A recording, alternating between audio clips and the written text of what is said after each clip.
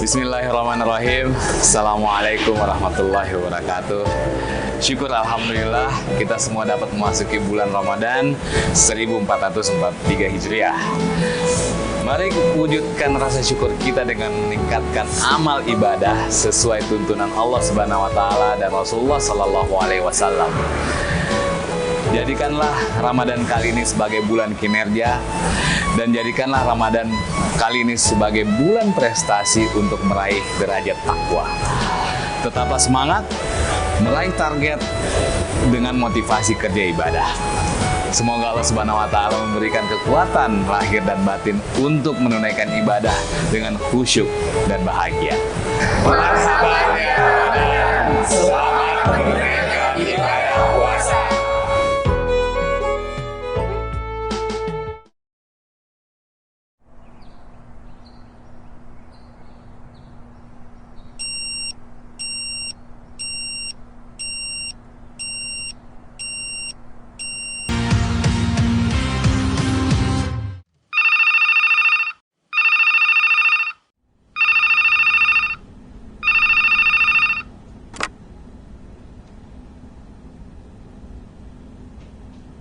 Care, selamat pagi dengan Olive. Ada yang bisa dibantu?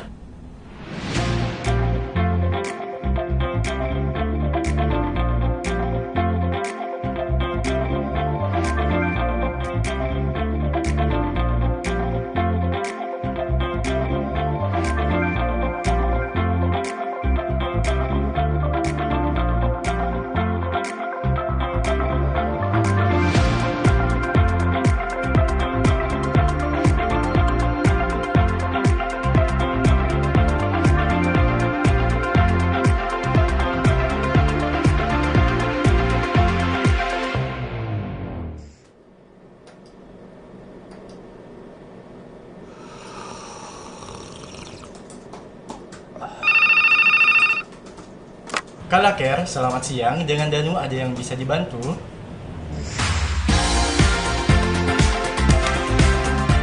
Kami siap melayan Kala Friends dari hati.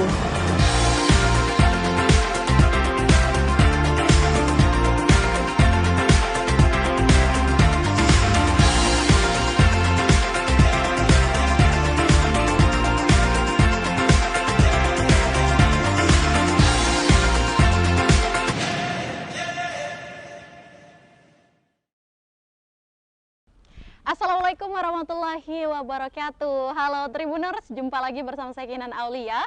Kita tentu saja kembali dalam program Syiar Ramadan, Ramadan berkah untuk mendapatkan rahmat dan juga magfirahnya. Alhamdulillahirrahmanirrahim, sungguh senang sekali rasanya karena hari ini kita di suasana outdoor lagi, tepatnya di Bugis Water Park. Teman-teman semuanya bisa lihat di belakang saya, ini ada perosotan yang sangat, kalau kita lihat cukup ekstrim juga ya kayaknya ini, tapi hari ini di suasana Ramadan sambil menanti saat-saat berbuka puasa, kita kembali di episode 27. Ini sangat tidak terasa, 3 hari lagi teman-teman Tribuners semuanya kita akan menyambut dan sama-sama menyaksikan suasana Idul Fitri.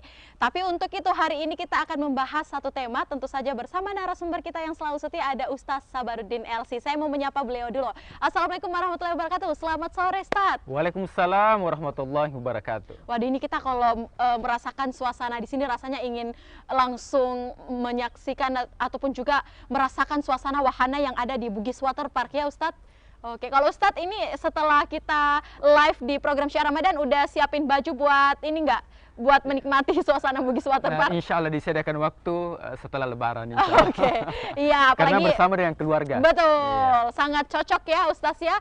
Apalagi ini memang banyak promo juga nih kayaknya nanti sehabis Lebaran. Oke, tapi di samping itu Ustadz, hari ini kita bakalan membahas mengenai takdir, engkaulah takdirku. Nah, kalau kita mendengarkan engkaulah takdirku ini sebenarnya apa saja, Stas? Bisa saja dalam bentuk jodoh, engkaulah takdirku, ini kayak judul lagu juga atau seperti apa? Mungkin langsung saja kita dengarkan ya Tribuners, bagaimana Ustaz itu maksud dari engkaulah takdirku. Takdir yang dimaksud di sini siapa nih? Silakan Ustaz Sabaruddin. Bismillahirrahmanirrahim. Hamdan wa syukranillah, salatan wa salaman ala rasulillah, amma ba'd. Takdir merupakan rukun iman. Rukun iman yang keenam yaitu antu'mina biqadari khairihi wa syarrihi, yaitu beriman kepada Allah, kepada takdir yang baik, juga beriman kepada Allah, kepada takdir yang buruk. Nah, materi ini sangat erat kaitannya dengan materi sebelumnya, yang mana pada malam 27 Ramadan itu diturunkan Al-Qadar, yaitu mengatur tentang takdir yang selama ini tidak diketahui oleh malaikat. Ketika diturunkan di samai dunia, di langit dunia, maka malaikat pun sudah tahu kapan wafatnya seseorang, kapan berapa rezekinya seseorang, bahkan jodohnya, sesuai dengan ilmu yang diberikan oleh Allah Subhanahu wa Ta'ala. Iya. Akan tetapi kalau kita melihat bahwa takdir ini merupakan amalan batin. Kenapa? Dalam sebuah ibadah atau suatu ibadah itu tidak terlepas dari dua hal seperti dua sisi mata uang yang tidak bisa terpisahkan, yaitu amalan zahir dan juga amalan batin. Kalau amalan batinnya tidak sah, maka amalan zahirnya pun itu akan tidak diterima oleh Allah Subhanahu wa Ta'ala. Maka Rasulullah SAW bersabda, "Walau anfaqa dhahaban min fiddah."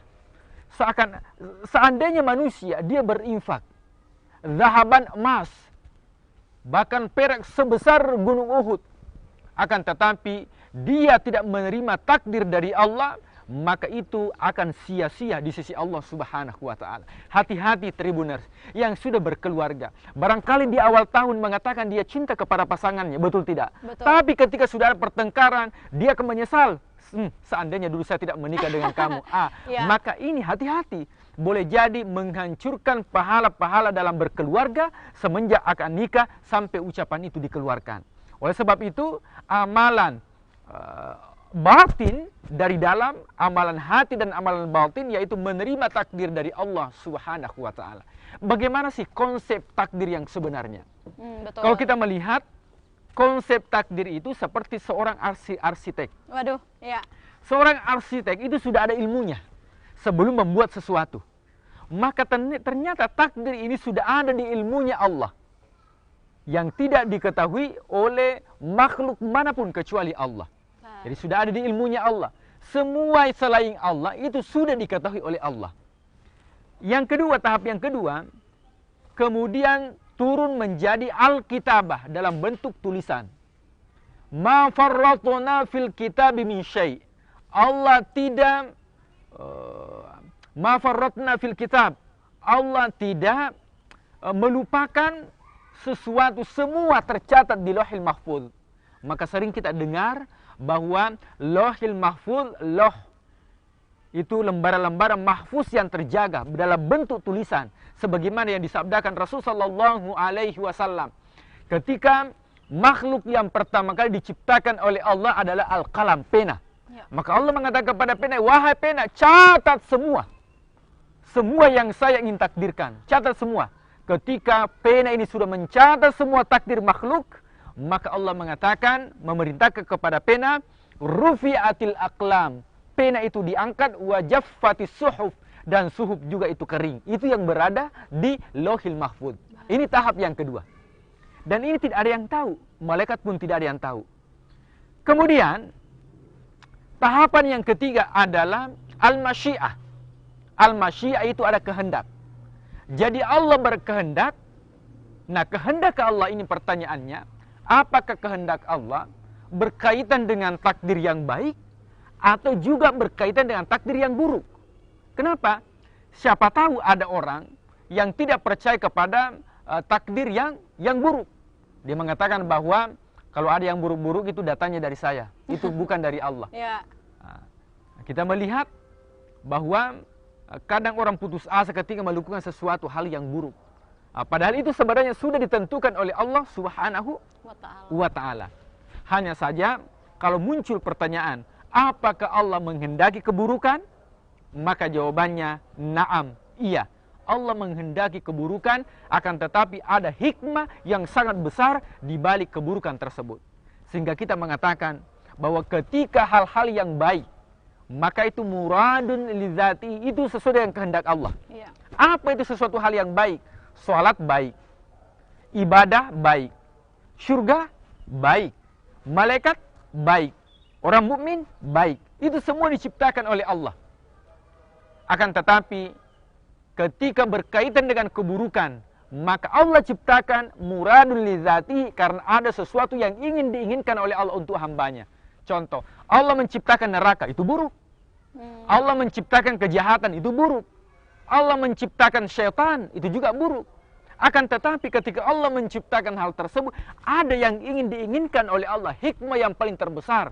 Seperti kalau kita ilustrasikan, seseorang yang terkena diabetes. Dokter mengatakan ini harus diamputasi. Pertanyaannya kepada Mbak Kinan, apakah ketika seseorang itu diamputasi, itu buruk atau baik? Itu buruk. Buruk. Berarti ada anggota badan yang hilang, betul Yang tidak? hilang, betul, betul. Akan tetapi ketika seseorang itu diamputasi, ada sesuatu kebaikan setelah diamputasi. Apa itu? Ketika selesai diamputasi, maka kesehatannya pun kembali stabil. Berarti sama dengan Allah. Ketika menciptakan keburukan, menciptakan syaitan, menciptakan neraka, ada hikmah yang ingin diberikan kepada umat manusia. Hikmah seperti apa itu? Yaitu Allah menginginkan seseorang ketika diciptakan neraka, Allah menginginkan seseorang bertaubat ketika dia berdosa. Itu hikmahnya. Innallaha yuhibbut tawwabin wa yuhibbul mutatahhirin. Allah sangat cinta kepada orang yang suka bertaubat. Betul. Maka diciptakanlah keburukan. Orang melakukan keburukan, kemudian dia bertaubat, maka inilah hikmah. Dan kita tidak tahu, terkadang manusia tidak mengetahui bahwa segala sesuatu itu ada hikmah yang sangat besar di balik musibah yang dihadapi. Akan tetapi, terkadang kita tidak mengetahui hikmah seperti apa yang diinginkan oleh Allah. Karena kita tidak mengetahui, maka takdir itu tidak bisa dideteksi dengan perasaan, akan tetapi takdir itu hanya bisa dideteksi dengan keimanan. Maka rukun iman yang keenam, antu'mina bil qadar khairihi wa syarrihi, yaitu beriman kepada qadar, baik itu atau qadar buruk. Pemirsa Tribuners yang dimuliakan Allah Subhanahu wa taala. Akan tetapi perlu dipahami bahwa nanti di akhirat la yus'alu amma yuf'al wa hum yus'alun. Nanti di akhirat, seseorang tidak bertanya kepada, ya Allah, kenapa engkau jadikan aku di dunia sebagai orang yang kafir? Ya Allah, kenapa engkau jadikan aku di dunia sebagai orang yang pendosa? Kita tidak bertanya kepada Allah. Kenapa? Karena Allah memberikan fasilitas di dunia. Apa itu? Yaitu memberikan akal untuk berpikir. Yang mana yang baik, yang mana yang buruk. Makanya, sebab dari takdir itu tidak lepas dari hukum sebab akibat. Ketika orang lapar, harus makan. Ketika dia sakit, harus berobat. Jangan mengatakan, oh, ada orang sakit. Ya, kalau Allah mesembuhkan, ya pasti disembuhkan. Betul tidak? Ini seperti ini yang perlu kita pahami bersama. Wallahu a'lam bishawab. Baik, Masya Allah, Tabarakallah, ini sangat sempurna sekali hari ini untuk nasihat yang disampaikan oleh Ustaz Sabaruddin, karena ini membuat kita juga untuk lebih yakin lagi kepada setiap kejadian yang ada dalam kehidupan kita. Bahkan takdir baik maupun juga takdir buruk itu kita harus percaya bahwa segala sesuatu itu ada makna ataupun hikmah yang Allah berikan kepada kita. Untuk itu Tribuners, jangan kemana-mana, kita akan kembali di segmen berikutnya, karena Ustaz Kinan sudah punya satu pertanyaan. Ini juga bisa menjadi salah satu hal yang berkaitan dengan tema kita pada hari ini. Untuk itu jangan kemana-mana, sembari kita menikmati suasana Bugis Water Park ini, kita akan kembali seusai jeda berikut.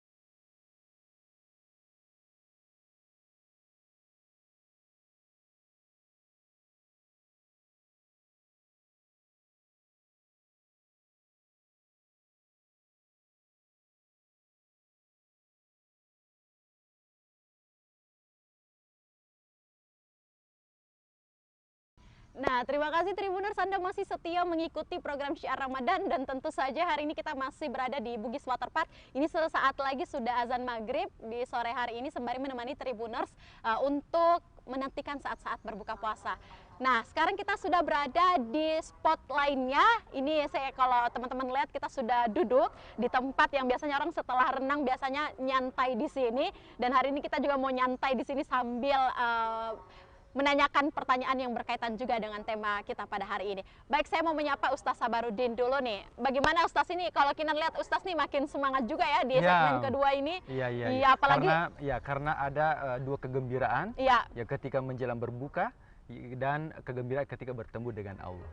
Oke, dan hari ini kegembiraan lainnya adalah kita menikmati suasana dari BWP atau Bugis Waterpark ya Ustadz. Iya. Untuk itu Ustadz langsung saja mungkin pertanyaannya yakni sebenarnya bagaimana sih kita memanfaatkan segala kejadian yang ada di muka bumi ini yang terjadi di kehidupan kita sebagai makna baik, bahwa ini adalah takdir yang diberikan oleh Allah kepada kita sebagai bentuk pelajaran atau sebagai juga cara Allah dalam menyelamatkan kita. Langsung saja Ustadz Sabarudin. Ya, bahwa sebagai orang yang beriman itu harus husnudzan kepada Allah. Betul. Berprasangka baik kepada Allah. Nah, husnudzan itu biasa diterjemahkan sebagai positive feeling. Bukan positive thinking. Itu beda. Dua hal yang beda. Saya berikan contoh kepada Mbak Kinan. Ketika ada penjual bakso, kemudian kita mau sekali makan bakso. Akan tetapi dengan banyaknya hiruk pikuk masalah, setelah kita makan bakso tiba-tiba ada seorang anak yang lewat yang menyenggol. Baksonya jatuh, tempatnya pun pecah. Tapi kita langsung berprasangka, kita berprasangka baik. Ini kayaknya ini anak terburu-buru. Ini namanya positive thinking. Tapi kalau positive feeling itu, seseorang baru terima THR, baru terima gaji, tiba-tiba makan bakso, disenggol, jatuh, tidak menjadi masalah. Dia sudah tidak pikirkan, kenapa? Karena kebahagiaan dalam dirinya itu sudah penuh. Maka itulah disebut dengan, nah seseorang yang beriman semestinya dia berprasangka baik kepada Allah Subhanahu wa Ta'ala, bahwa tidak ada sesuatu yang terjadi di muka bumi ini kecuali kehendak Allah. Orang tidak bisa memberikan manfaat kepada kita kalau Allah tidak menghendaki. Kita tidak bisa mendapatkan mudarat, bahaya, bagaimanapun cara orang membahayai kita, memberikan bahaya kepada kita, akan tetapi kalau Allah tidak menghendaki, itu tidak mungkin terjadi. Maka apa hikmah yang bisa kita dapatkan dengan beriman kepada takdir? Serta hikmahnya adalah sebagai orang yang beriman, wala tai'asu ala ma fatakum.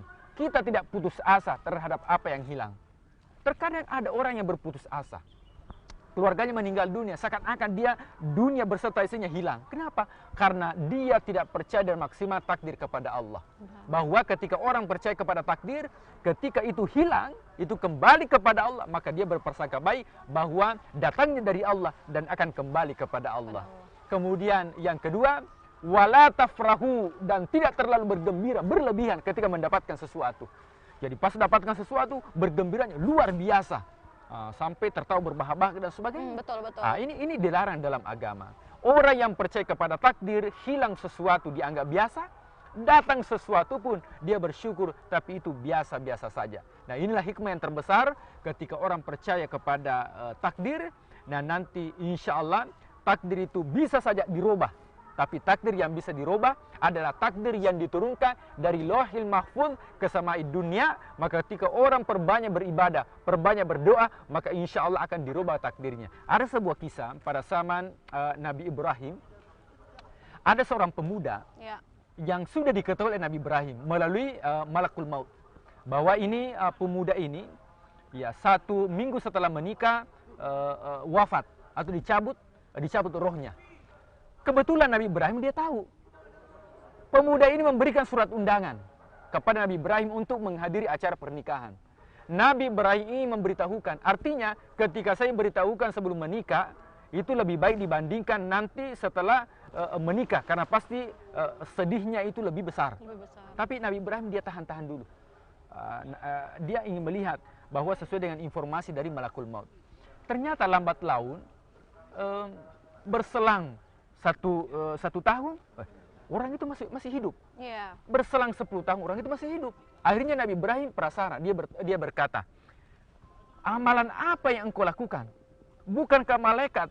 Ya, Allah sudah menakdirkan bahwa 1 minggu setelah pernikahan engkau meninggal dunia. Tapi kenapa engkau masih hidup sampai 10 tahun? Maka apa kata orang tersebut? Bahwa pada malam pengantin, ya kalau bahasa Bugis kan ada istilah malam apaci, siraman. Pada malam itu dia bersedekah. Bersedekah 10 dirham. Ya. 10 dinar dia bersedekah. Ternyata bagi Allah setiap 1 dirham itu 1 tahun dipanjangkan umurnya. Karena dia bersedekah 10 dirham, maka Allah memanjangkan umurnya selama 10 tahun. Maka takdir seseorang bisa saja berubah. Yamhullahu ma yasha. Allah bisa menghapus takdir seseorang ketika dia melakukan ibadah, ketika dia melakukan doa meminta kepada Allah dipanjangkan umurnya dan diberikan umur yang berkah. Wallahu a'lam bishawab. Baik, subhanallah, luar biasa sekali hari ini Ustaz Sabaruddin dengan tausiah dan juga nasihat Islamiahnya mengenai takdir, mengenai engkaulah takdirku. Dan hari ini kita bahkan Kinan ya tersadar bahwa memang ibadah dan doa adalah suatu bahan yang paling kokoh untuk kita jadikan. Kalau kita misalnya Ustaz bangun rumah ini sebagai salah satu pondasi yang bisa kita pegang untuk menjalani kehidupan kita sehari-hari. Baik Ustaz Sabaruddin, ini semakin sore suasananya semakin nikmat dan hangat di Bugis Water Park. Kita akan kembali dan bertemu di episode berikutnya dengan tema-tema yang selalu menarik bersama Ustaz Sabaruddin dalam program Syiar Ramadan bersama Kala Group dan juga Tribun Timur. Untuk itu selamat menantikan saat-saat berbuka puasa di 26 Ramadan.